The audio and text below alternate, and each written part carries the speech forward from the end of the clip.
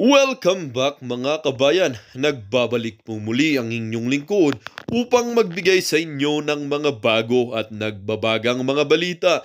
Tila ba naging kalokohan na lamang ang pagtataya sa loto dahil umano sa kadahilanang mayroong isang taong nanalo ng 20 times na beses. Ang nakakagulat pa rito ay ang nangyari ang mga pagkapanalo ng taong ito sa loob lang mismo ng isang buwan.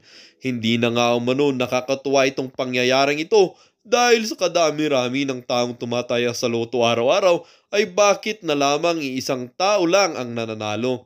Itong PCSO secretary na ito na si Mel Robles ay talaga nga bang nabulag na ng kapangyarihan ng pera. Akala siguro nitong Mel Robles na ito kung hindi mahuhuli at matitiklo ang kanyang mga ginagawang kabalbalan nitong Robles na ito sa lotto result na kanyang dinodoktor upang makuha ang kanyang porsyento sa mga taong kanyang binabayaran upang makulimbat ang pera na dapat para sa taong mananalo.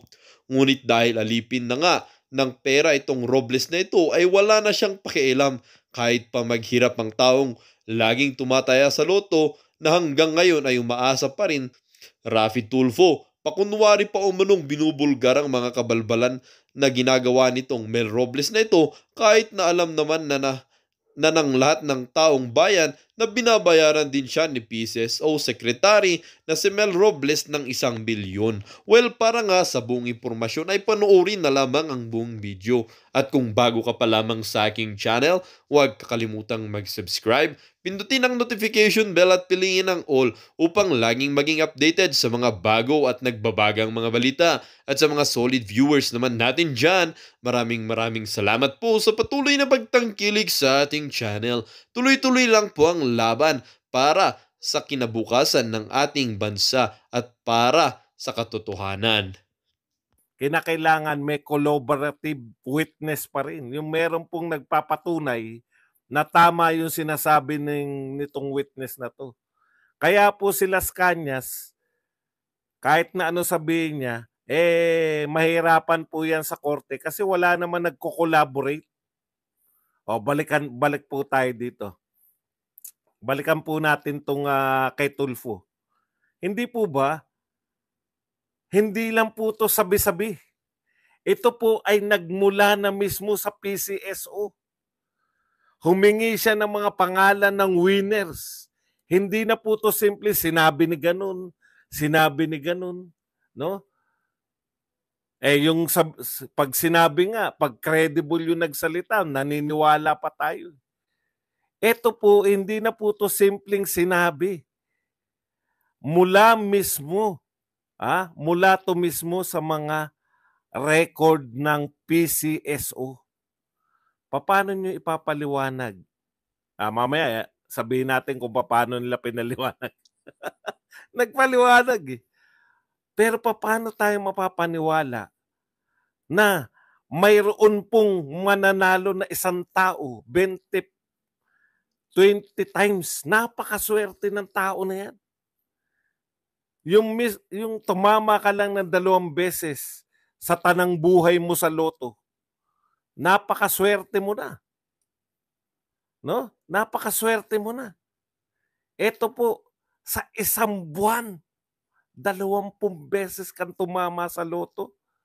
Official record po yan. Hindi po yan hindi po yan gawa-gawa, mga ahas na puti, ahas na pula, at kahit na sinong tagabulong lang. Hindi po. Official na record ng PCSO. Saan kayo nakakita? Kung talagang maha-high blood ka hindi po na high blood. Alam niyo po nangyari kay Tulfo, tumaas lang ang kilay. Bakit kaya tumataas lang ang kilay? Bakit kaya ayaw manawagan ni Tulfo ngayon na mag-resign yung dapat o patalsikin sa pwesto man lang? Tataasan lang ng kilay. Nabigla din ako. Nakakataas daw ng kilay. Wala kayong gagawing aksyon sa Senado? Mauubos talaga yung pera ng taong bayan nito. Kaya pala merong salamat Mel. Salamat Milyonaryo. 20 beses. Meron pa isang tao naman 10 beses. Gaano kaswerte yung tao na yan? Ha? Na mapapatama nyo. Hindi po tayo nagsabi niyan. Si Tulfo po, hindi po natin kakampi si Tulfo.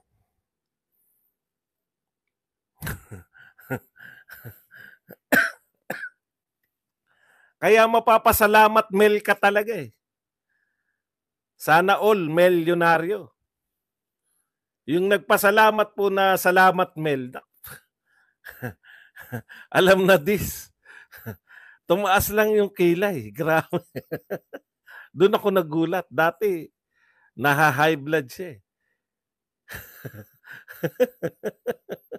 Okay. Ito po ang nakakatawa. Hindi pa po tapos ang comedy. Ang nakakatawa po, nagpaliwanag po yung PCSO. Ito tignan niyo po Hindi naman po una, ang paliwanag nila, hindi naman po major prize yan. Pag hindi major prize, pwedeng tumama ang tao ng 20 beses sa loob ng isang buwan pag hindi major prize. Ayun na nga yun. Hindi ka ganong halata, hindi major prize. Hindi major prize, pwede kang tumama ng ilang tao yung tumatama ng multiple times sa loob ng isang buwan. Tignan nyo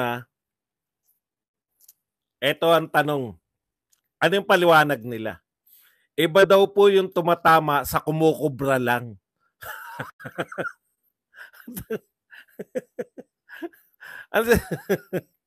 Ang sinasabi ngayon, no? Hindi naman po ibig sabihin na yung isang tao na yan, yung 20 beses, at saka yung isang tao na 10 beses, ay sila po mismo yung tumama. Pwede pong ang mangyari ay kumukubra lang sila. Yun yung problema. No? Sige. Palagay na natin na tanga tayo. Binubobo nyo kasi yung mga tao eh. Sabi niya, hindi naman po yung mga tumama. Iba po yung tumama sa kumubra lang. So inaamon nila may taong ganun, pero baka yun ay kumubra lang. Baka iba yung tumama. Sabi ko, sa isip-isip ko naman, talagang ang lakas po makagago, ang lakas po makabobo ng mga paliwanag na ganyan. Ibig sabihin, isang tao kumukubra, hindi kayo nagtataka sa PCSO? Isang buwan kumubra yung isang tao ng 20 beses? Isang tao lang ang kumukubra. Pwede raw sabihin, pinakiusap lang daw sa tao na yun. Inaalaw po ba natin na yung tao kubra na kubra? Kubra. Kubra. Kubrador. Naintindihan niyo ba sila? Hindi ko naintindihan eh.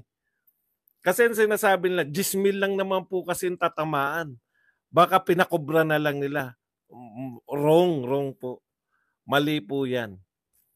Alam ko po sa mga mahirap, kahit 1,000 lang ang ibibigay nyo, dadayuhin po yan.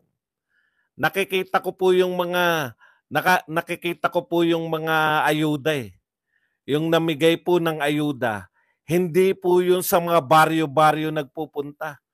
Pag sinabing mamimigay ng ayuda, magkano ba pinakamalaki ng ayuda? 8,000. Ang tama po niya, 10,000 eh. Ang tama po, 10,000. No? Huwag niyo pong katwiranan sa akin kasi malayo. Puta yung ayuda, bibigyan mo lang ng 5 kilong bigas. Maglalakad po yan kahit ilang kilometro para makakuha ng bigas. Tama ako, mali ako. Malamang tama ako. Yung 10,000, hindi po sila dadayo para kumuha daw sa branch. Kaya daw yung isang tao, kubra na kubra. Ano yung tao na yun? Inilalako niya sarili o yung mga tumama po dito sa probinsyang ito. Lahat po ng tumama, pupuntahan ko po kayo para ako ang kukubra. Puta, katarantaduhan yung mga ginagago. Natuklasan na kayo, ginagago nyo pa kami sa paliwanag nyo. 20 beses. Ano yan, sa isang baryo, 20 beses tatama sa loto? Kung yung paliwanag nyo totoo, may isang baryo sa Pilipinas na yung mga tao ron 20 beses na nanalo sa loob na isang buwan ng 10,000. Napakaswerte naman ng baryo na yun. At mga tamad ang tao ron. Paliwanag nila to, hindi sa akin to ha. May isang baryo, malayo. Kaya pinakobra. Napakaswerte naman ng tao na yun. O iba-ibang baryo. O doon ka lalo magtataka. Naglilibot siya ng baryo. Sino po itong mama dyan? Ako nakukubra. Hindi mo pa kukubrahin yung taong hindi mo kilala. Kaya malamang kapitbahay nila yun. Napakaswerte naman na magkakapitbahay na yun. Oo po, totoo po yan eh. Pero 10,000 po ang tama rito eh. Imposible po na yung isang maliit na barangay, tumama po yung mga tao ron na iba-ibang tao. Hindi nyo ako maluloko sa ganyan. No? Hindi nyo ako maluloko sa ganyan. Nasasabihin ninyo na kobrador normal. Tama po yun. Kung ang tama-tama, mga isa-isang daan, di ba? Bakit ka pa mag-aabala? Kobrahin mo na lang. Pero yung 10,000 po, puta, wag niyo po sabihin sa akin na hindi ko dadayuhin yun.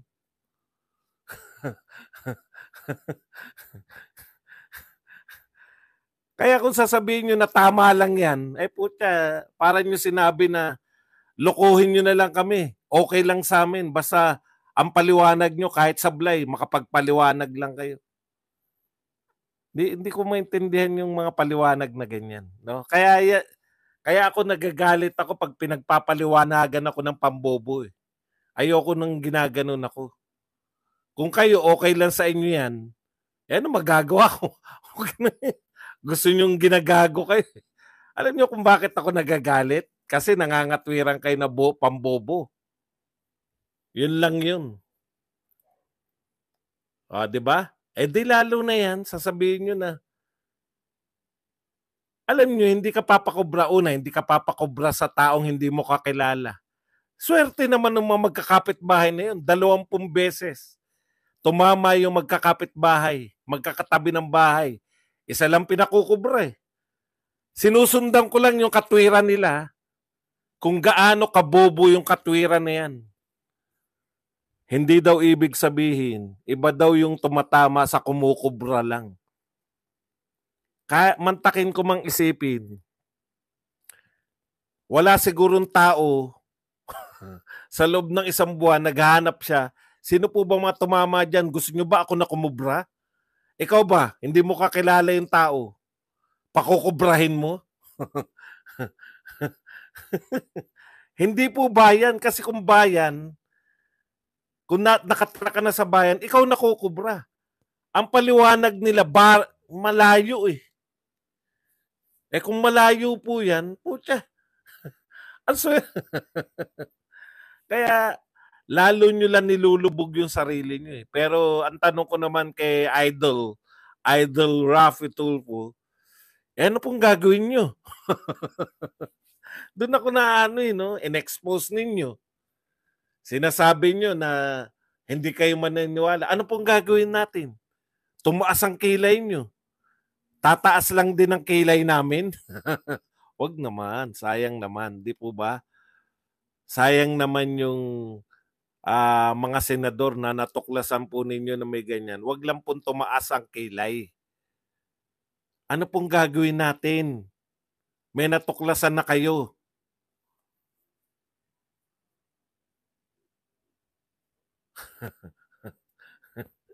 Okay. Punta po tayo rito. Takang-taka po ako. Hinanap ko talaga kanina kasi ang laki pong balita talaga yan eh. Si BP Sara pumunta ron, pinagkaguluhan.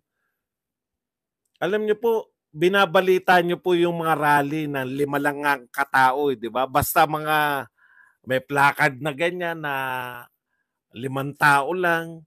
Yung mga jeepney driver na nag-aaklas, ilang tao lang yung pinapakita nyo. binabalita po ninyo eh. Kayo, Inquirer, Philippine Star, no? Takang-taka talaga ako sa inyo. Hindi ba worth na balita yung kung ilan libo yung tao ron sa Liwasang Bonifacio? Puno. Ulitin ko po, puno yung Liwasang Bonifacio.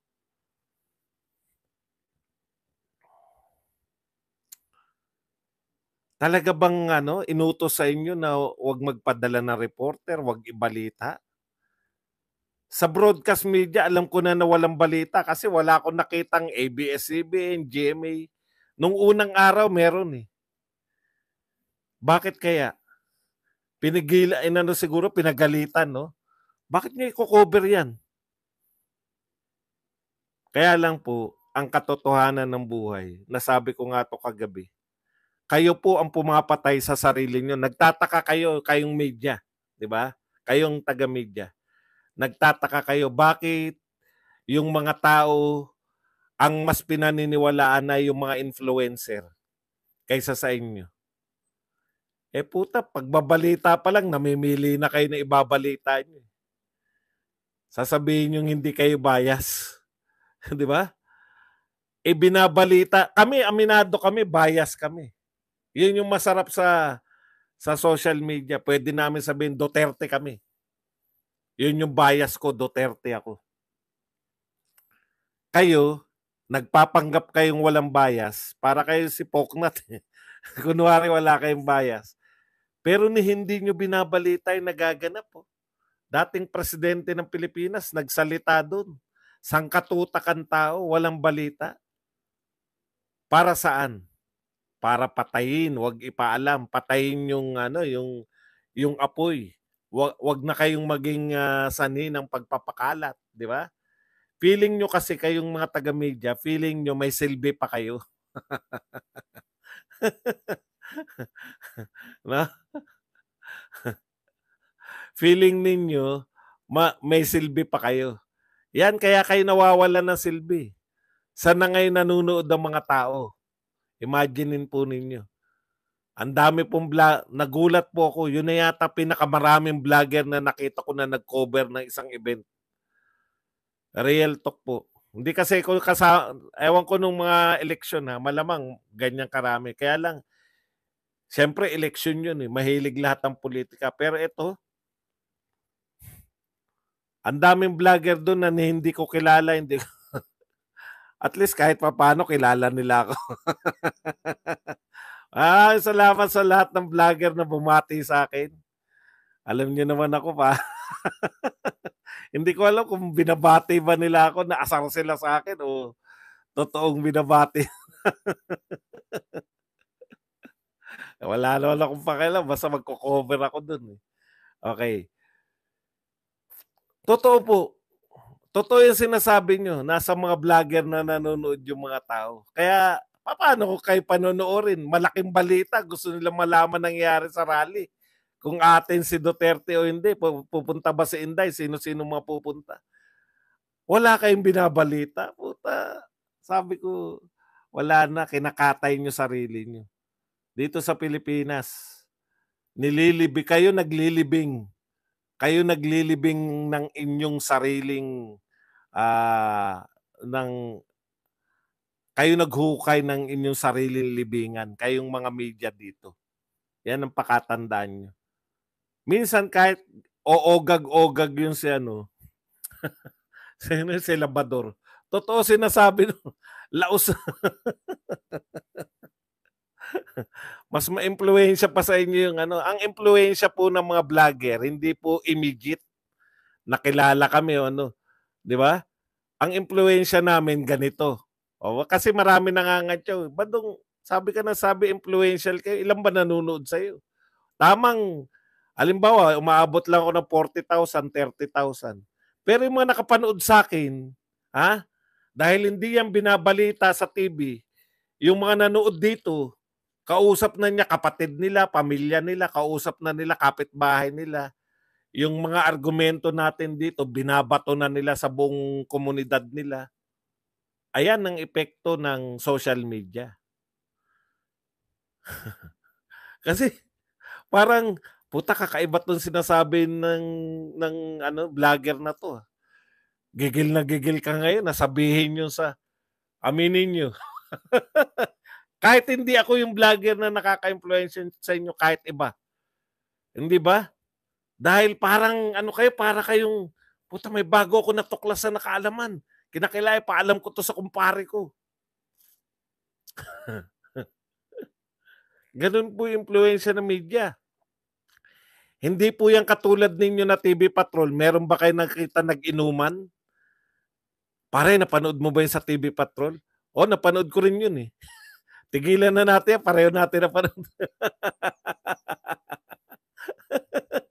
Pero may pinanood nyo kay Badong, pinanood nyo sa ibang vlogger.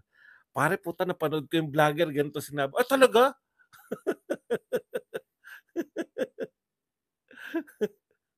Yan ang katotohanan.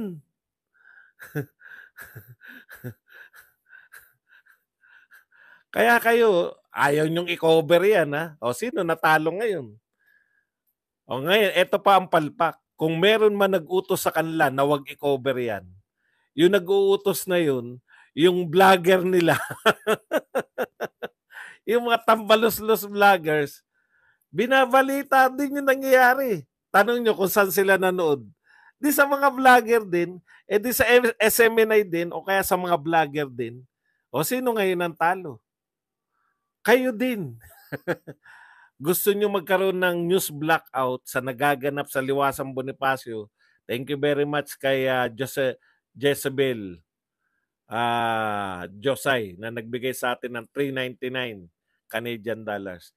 Gusto nyo magkaroon ng blackout, ayaw nyo ipamalita na may malalawak na rally na nagaganap. Ha?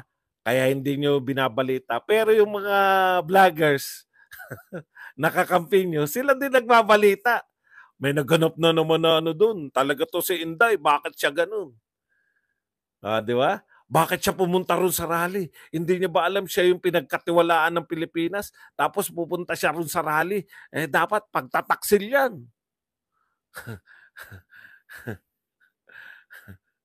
Tignan niyo lahat. Binabalita po nila lahat nagaganap doon.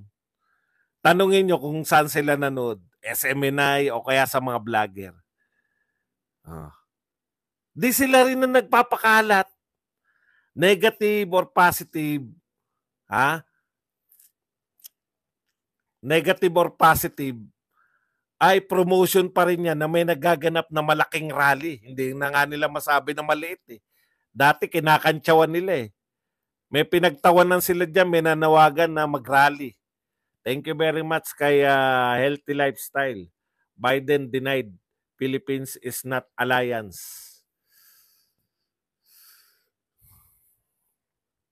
Okay, punta tayo rito dyan sa ano. Ito po, sabi nung Marcos Makapili, the 7-day KOJC prayer, political rally,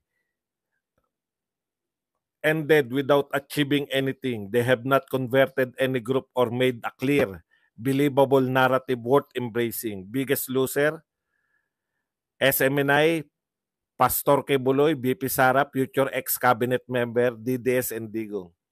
No? Nag-conclude siya. Bigo daw. Bigo. Wala raw nangyari. Alam niyo kung bakit? Ang sukatan nila. Ang sukatan kasi nila, hindi naman daw bumagsak yung gobyerno. Yun ba yung purpose ng prayer rally in the first place? Di ba? Hindi. Pero na-achieve niya yung purpose niya. Unti-unting pagmumulat sa mga tao. Bakit? Meron ba kaming chance, halimbawa, makakausap ba namin sila Sandra Cam, sila Glenn Chong, sila Pangulong Duterte? Meron nga pala nakakausap yung mga pinalad. Yung grupo ng pinalad na makakausap si Pastor Kebuloy, sila nakakausap. Pero hindi po mayat-maya. Hindi po ba? Ngayon, eto. Naroon po ang mga vlogger. Ilang araw po nilang ibabalita yung mga narinig nila doon. Yung mga tao pong naroon, hindi po nila maririnig yan pag hindi sila umatin ng rally. Hindi naman ibabalita yan si Glenn Chong yung sinasabi ng mga yan. Tsaka kung mag-aaral po kayo ng history, eto po yan Yung batayan nila na kaya nagrarally dahil sa EDSA Revolution, di ba? Hindi po yan. Marurunong po yung mga nag-organize nito. Marami pong ganyan. Maniwala kayo sa akin. Ang nag-organize po niyan, alam po nila na hindi po para ibagsak si Pangulong Marcos. Nakaka-gain po ba ng politically? Of course! Tignan niyo po yung mga nanonood ngayon sa mga Duterte vloggers. 'Di ba? Mas sumigla, mas maraming nanonood. Kung maraming nanonood sa mga vlogger, kumikita yung mga vlogger, magpapatuloy sila mag-vlog para sa mga Duterte. Hindi ba magalaking gain yun? Ikalawa, pinauuso yung ganun eh. Nauuso na ngayon yung, di ba nauuso na normal pala yan, magpahayag ng mga, kasi noon po siya, anong gagawin natin? Marami tayong sama ng loob. Yung batayan po ninyo na EDSA Revolution, hindi po yan naganap nung EDSA lang, nung February 1986 lang. No? Kung titignan nyo po yung kasaysayan, buhat po nang namatay si Ninoy, nagkaroon na po, hindi po yun ang purpose po, no? May mga rally na naganap, malalaki, ganyan. No? Nasanay na po yung mga tao na may umaatin ng rally. Napasikat po ng mga rally na yan, mga maisog. At hindi lang po yung bilang sa rally na yan, mga tao level up na sa law. Yan. Yan pa, isa. Nagle-level up na tayo sa batas. Kasi curious kayo, ano pinag-uusapan dyan? Oh. Ay, mga attorney, ilan yung mga attorney nagsasalita? Na nade-develop tayo. Dahil ipinapasa ng mga vlogger sa inyo, kahit mga hindi kami attorney, parang mga attorney na rin kami. Ito pa isa. Dito muna tayo sa EDSA.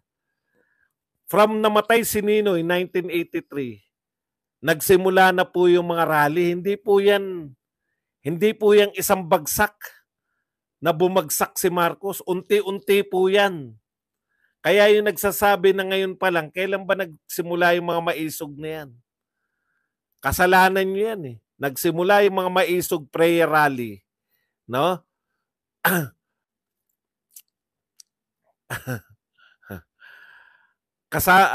Nagsimula yung mga prayer rally nung sinimulan yung atake na si Inday Sara Duterte.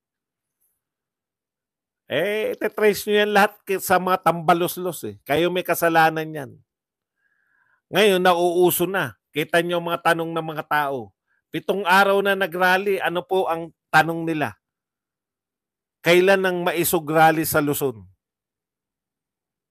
Sabi ka mga tao, hindi lang po yung nagpupunta ron ng umaatin ng rally.